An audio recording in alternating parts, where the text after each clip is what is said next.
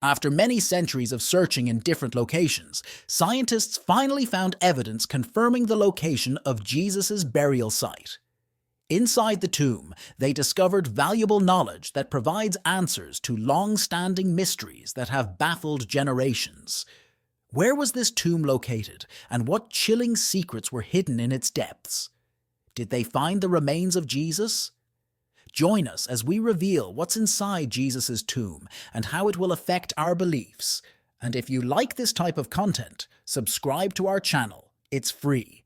History recently, researchers made a fascinating discovery at the Church of the Holy Sepulchre in the central area of Jerusalem. For many years, the Church of the Holy Sepulchre has been a significant destination for Christians from all corners of the world, drawing them on pilgrimages to this sacred site. According to New Testament stories, Jesus was crucified on Golgotha, often called the Place of the Skull. This site, believed to have been an ancient stone quarry outside the city walls, has profound importance in Christian history. About a decade after Jesus' death, a new wall was built enclosing the area where Jesus was crucified and buried within the city limits of Jerusalem. This explains why the Church of the Holy Sepulchre is located within the Old City today. Emperor Constantine Bermont, who embraced Christianity, ordered the demolition of a temple dedicated to Venus in Jerusalem to make way for a church. During the demolition, workers discovered a tomb believed to be that of Jesus. Pilgrims visiting the Church of the Holy Sepulchre first ascended a staircase from Jerusalem's main street, the Cardo. They then passed through several sections, including a narthex, a basilica, and a sacred garden, where the Rock of Golgotha was located, before reaching the Holy Sepulchre itself. Initially, the rock-cut tomb was exposed to the elements, but later a small building was built to protect it. The entire complex was richly decorated, as described by Eusebius of Caesarea, a biographer of Constantine, as well as in works of art from 5th century Rome and on the 6th century mosaic map of Madaba. Excavations in modern times have also shed light on its rich decorations. In the year 326, Constantine's mother, St. Helena, undertook a journey to Jerusalem. Legend has it that during his pilgrimage, he came across what was believed to be the cross on which Jesus was crucified, often referred to as the True Cross. The story of the discovery of the True Cross became widely known at the beginning of the 5th century. By the 11th century, a cave under the ruins of the basilica gained fame as the Chapel of the Invention of the Cross. In 614, a tragedy occurred when a Persian army razed the church and seized the True Cross. However, in 631, the Byzantine Emperor Heraclius managed to negotiate his return.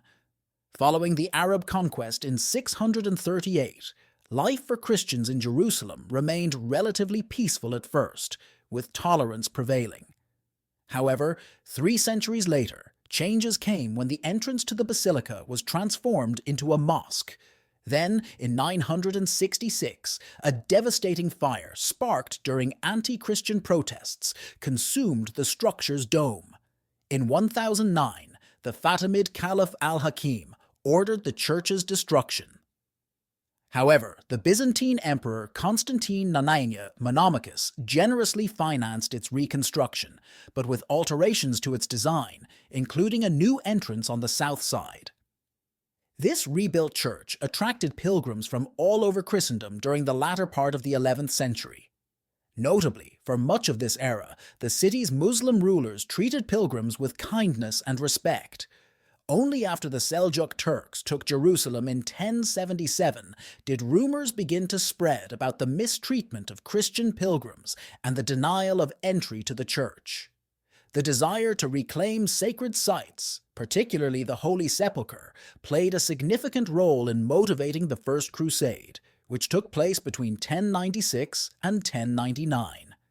Following the capture of Jerusalem by the Crusaders in 1099, eyewitness accounts describe how surviving members of the expedition prayed in the Church of the Holy Sepulchre, which was unusual because it was roofless at the time.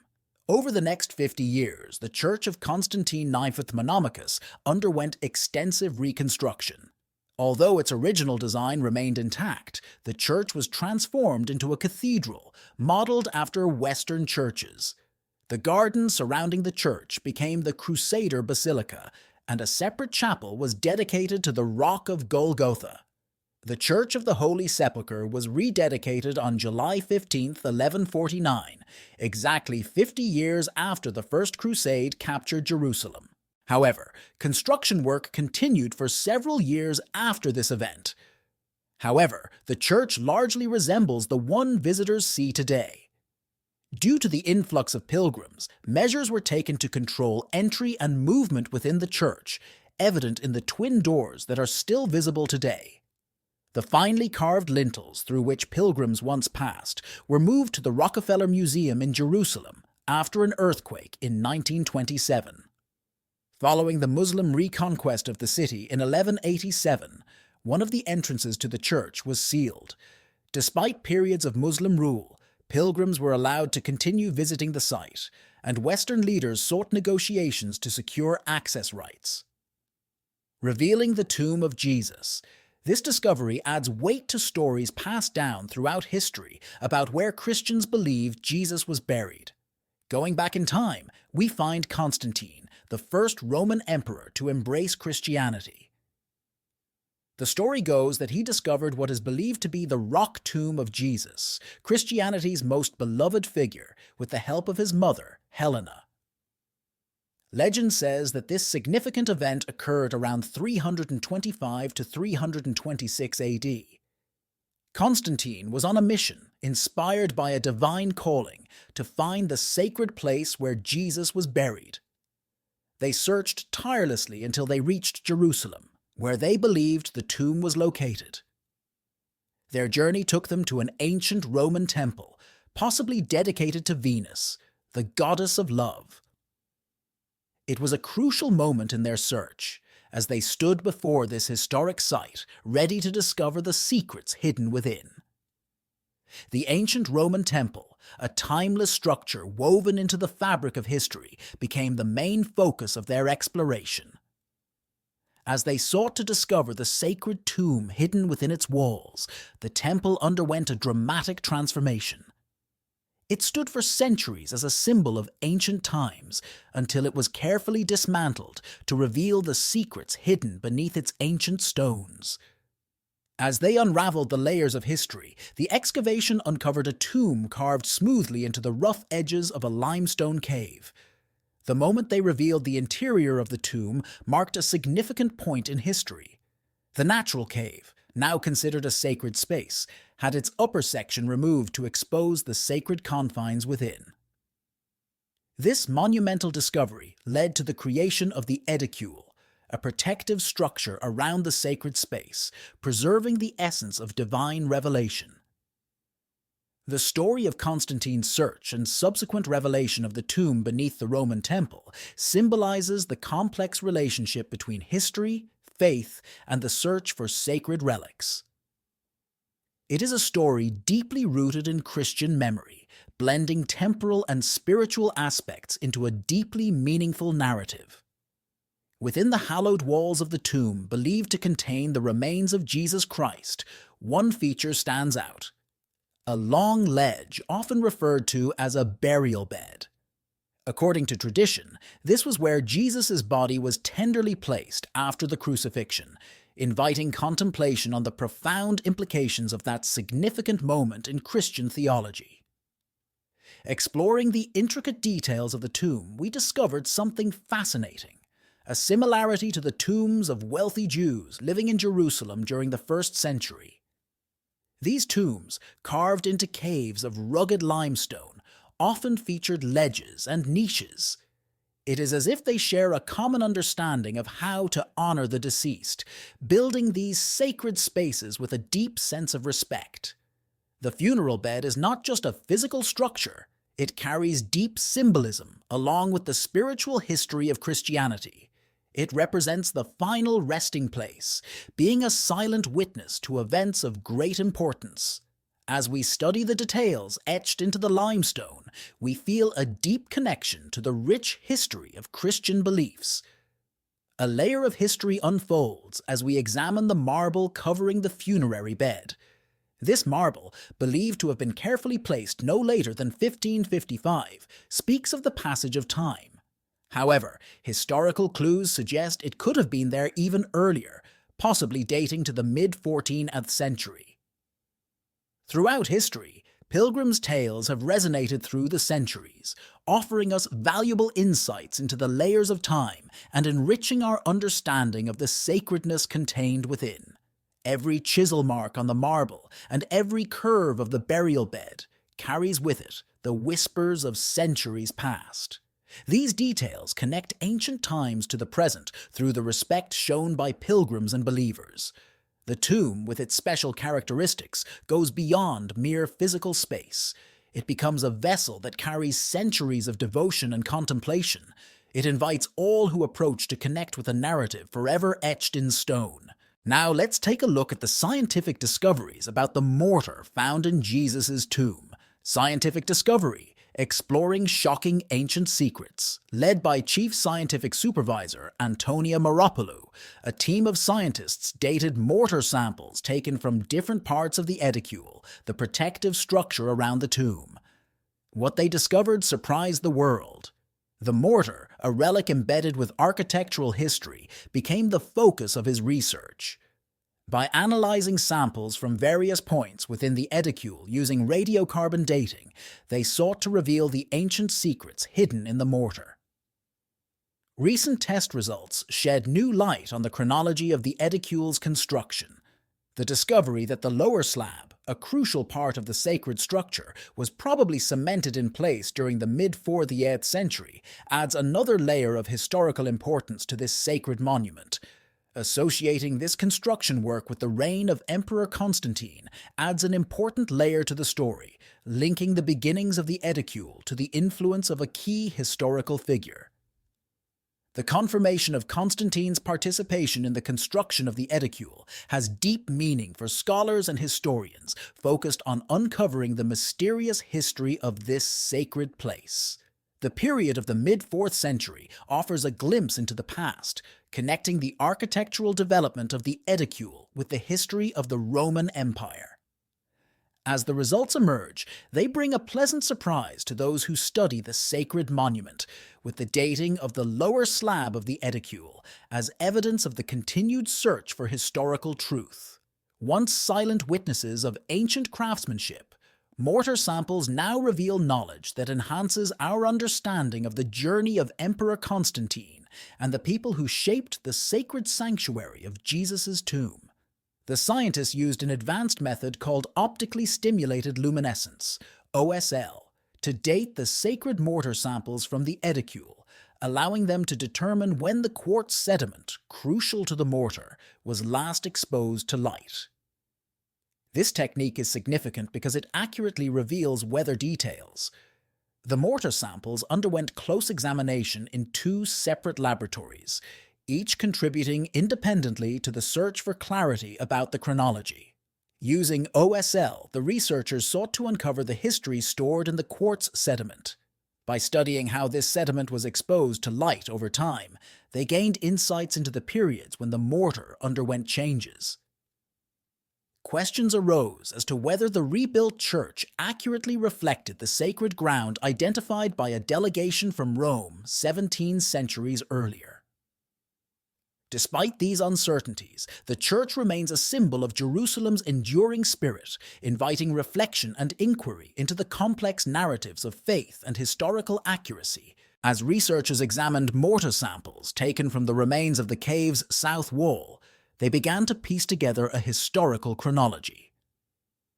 Dating these samples to the years 335 and 1570 provided a link between Roman-era construction work and a documented restoration in the 16th century. These mortar echoes, preserved within the structure of the edicule, serve as evidence of the enduring history embedded in this sacred space. The south wall, having witnessed centuries of change, revealed signs of Roman-era construction, reinforcing the story of how the edicule evolved. Through scientific analysis, guided by precise dating methods, researchers were able to decipher the chronological traces left by different builders and restorers. A significant discovery came when they examined the mortar at the entrance to the tomb, which bore the signature of the 11th century. This aligns with a crucial period in the history of the edicule, the careful reconstruction following its destruction in 1009. The finds highlight the resilience of those who worked tirelessly to preserve this sacred space, showing their dedication through careful reconstruction efforts during the 11th century. Unraveling the mystery of Jesus today, the tomb receives daily visits from millions of pilgrims and is cared for by priests of various Christian denominations, following strict regulations dating back to the Ottoman era. In addition to the Church of the Holy Sepulchre, there are 6 other places in Jerusalem that people believe could be where Jesus was originally buried. But what is the real place? One such place is the Talpiot family tomb, located about 5 kilometers south of the old city of Jerusalem. Discovered in 1980, it gained widespread attention after the 2007 Discovery Channel documentary, The Lost Tomb of Jesus, produced by James Cameron and directed by Simcha Jacobovici. Inside Talpiot's tomb, archaeologists found 10 ossuaries, or bone boxes, with names such as Jesus, Mary, and Joseph. Of particular interest was an ossuary with the inscription Mariamein, believed to have belonged to Mary Magdalene, suggesting a possible marital connection with Jesus. 2 other ossuaries contained names suggesting family ties to Jesus: Judas, son of Jesus, and Jesus, son of Joseph, leading to speculation that Jesus and Mary Magdalene may have had a son named Judas. However, scholars argue that names like Jesus, Joseph, and Mary were common in 1st century AD Judea, so their presence does not necessarily prove a connection to biblical figures. The filmmakers, Cameron and Jacobovici, may have interpreted these names too strongly, as they were popular names of the time and may not indicate any direct connection to Jesus and his family. Supporters of the Talpiot tomb argue that DNA testing did not show a maternal link between Jesus and Mariamein, a claim that the Discovery Channel documentary suggests supports their theory of marriage between the two. However, critics point out the possibility of a paternal relationship, such as father-daughter or grandfather-granddaughter. Scholar James Tabor suggests that the famous James, known as the brother of Jesus, may have been buried in the tomb of Talpiot, indicating that it was the family burial place of Jesus of Nazareth. The chemical tests, funded by filmmaker Simcha Jacobovici, suggest a connection between the James ossuary and the Talpiot tomb based on trace elements found in the soil of East Jerusalem. Despite the compelling story, some question the reliability of the results due to the small sample size used in the tests.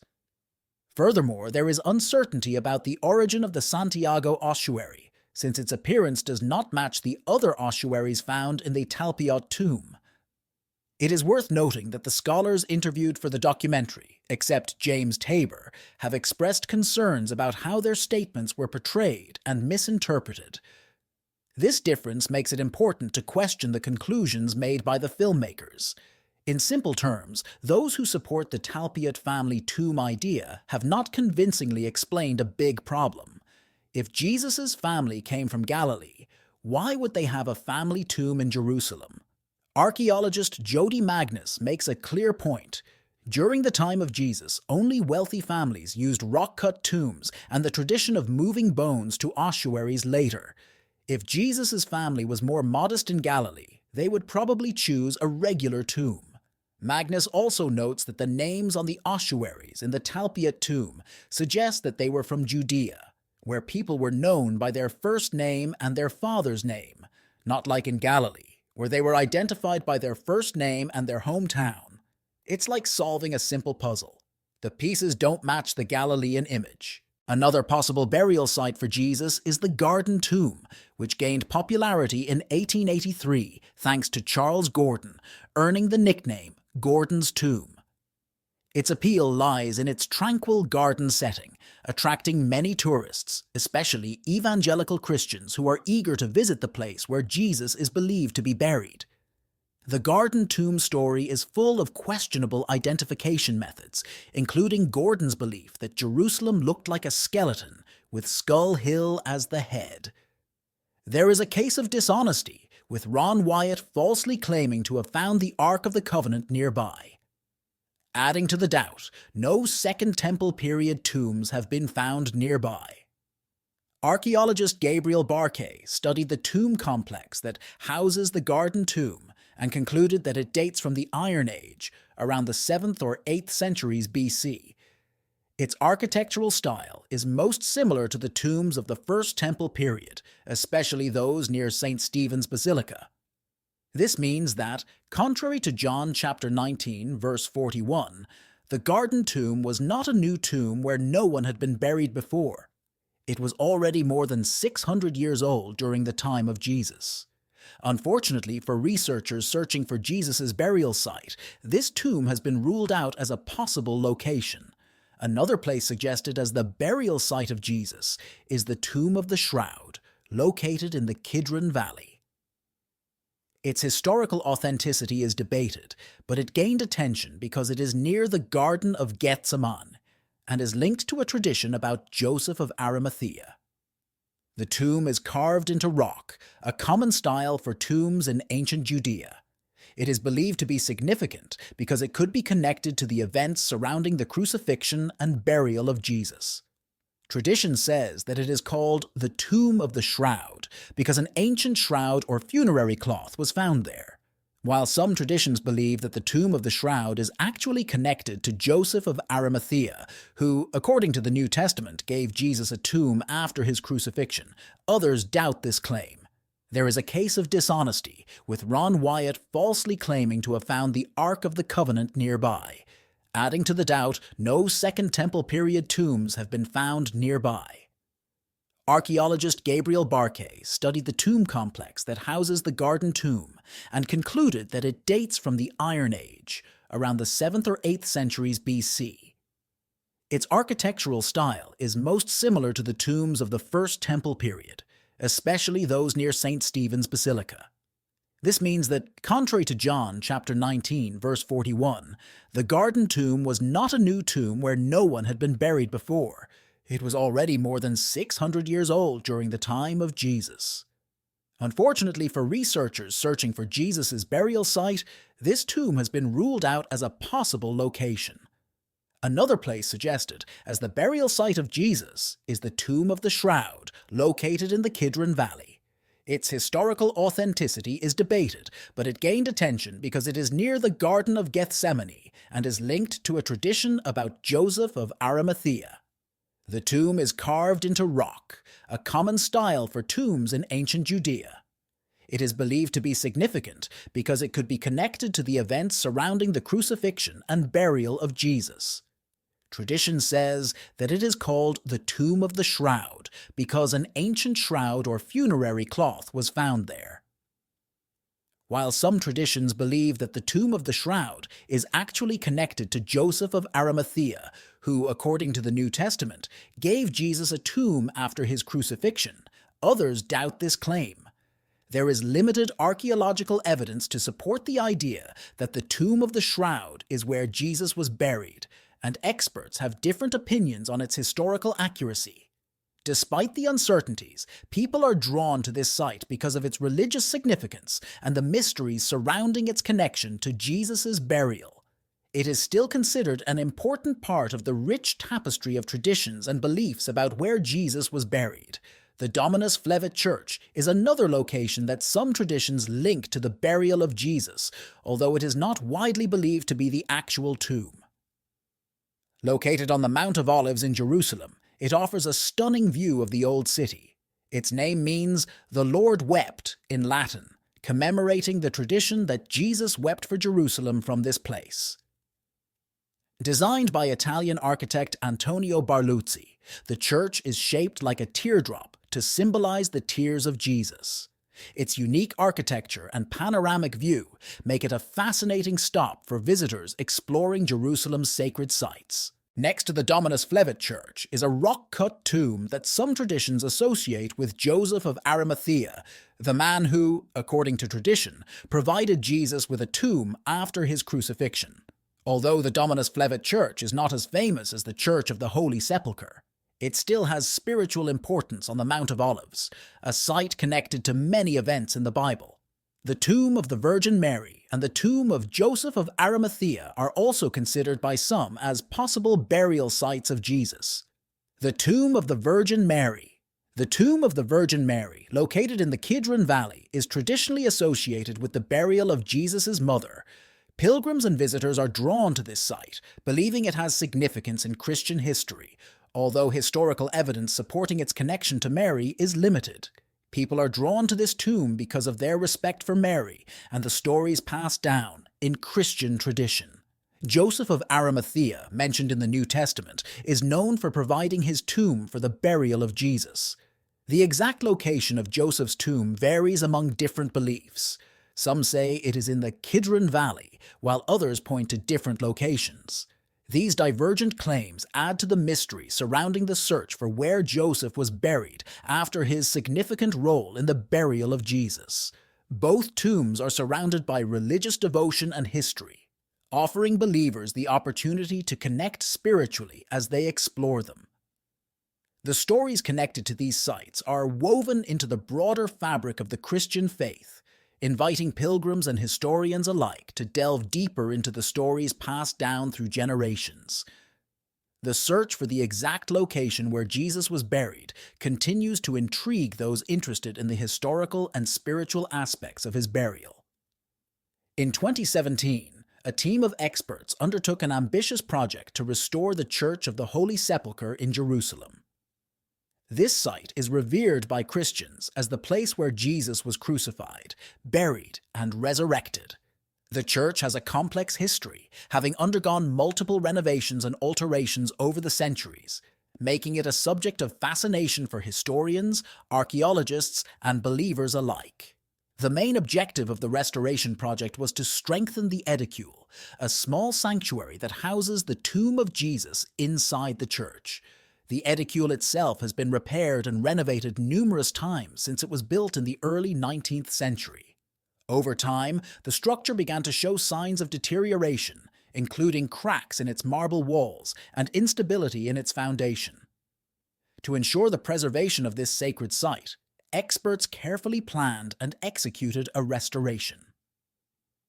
While working on reinforcing the edicule, the team of specialists made an unexpected and notable discovery.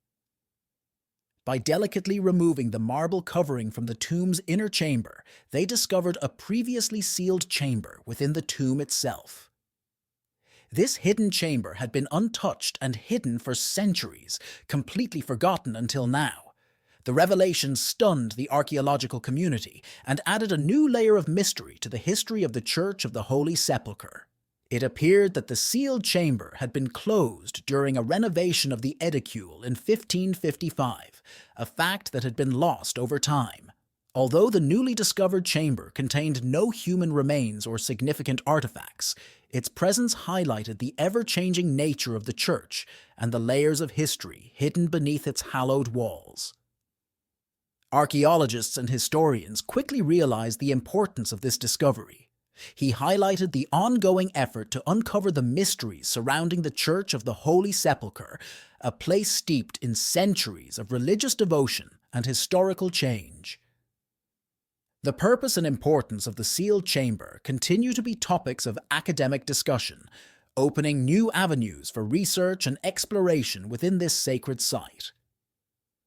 The discovery of the hidden chamber was a truly remarkable event connected to the history of the Church of the Holy Sepulchre. It served as a reminder that even in one of the most revered and extensively studied places in the world, there are still secrets waiting to be revealed. This unexpected discovery sparked renewed interest in the Church's past and the continuing quest to understand its intricate history. In addition to the fascinating finds inside the Church of the Holy Sepulchre, the search for Jesus' burial site has expanded beyond Jerusalem. In the town of Talpiot, just south of the city, is the Tomb of Talpiot, which has attracted considerable attention in recent years. Discovered in 1980, this tomb complex contained 10 ossuaries, 2 of which have generated significant debate and controversy. One ossuary has the inscription Yeshua bar Yehoseph, meaning Jesus, son of Joseph, while the other features Mariamen e Mara, meaning Mary, known as the teacher. Some suggest that this tomb could be where Jesus, Mary, and potentially other family members were buried. However, scholars vigorously argue about the authenticity and meaning of these inscriptions. Skeptics point out that names like Yeshua or Jesus and Mariamen or Mary were common during that era, making such combinations statistically likely. The translation of Mariamen e Mara as Mary, known as the teacher, is also open to various interpretations. Despite the controversy, the Tomb of Talpiot remains a topic of research in biblical archaeology. Although it has not been definitively linked to the burial of Jesus, it contributes to the continuing exploration of the historical and archaeological aspects of the life and death of Jesus.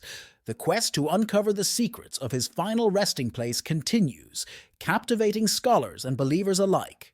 What are your thoughts on the discovery of Jesus' tomb? Share your thoughts in the comments below. If you enjoyed this video, give it a thumbs up and be sure to subscribe for more great stories like this. And don't forget to turn on notifications so you never miss an update. Thanks for watching and see you next time.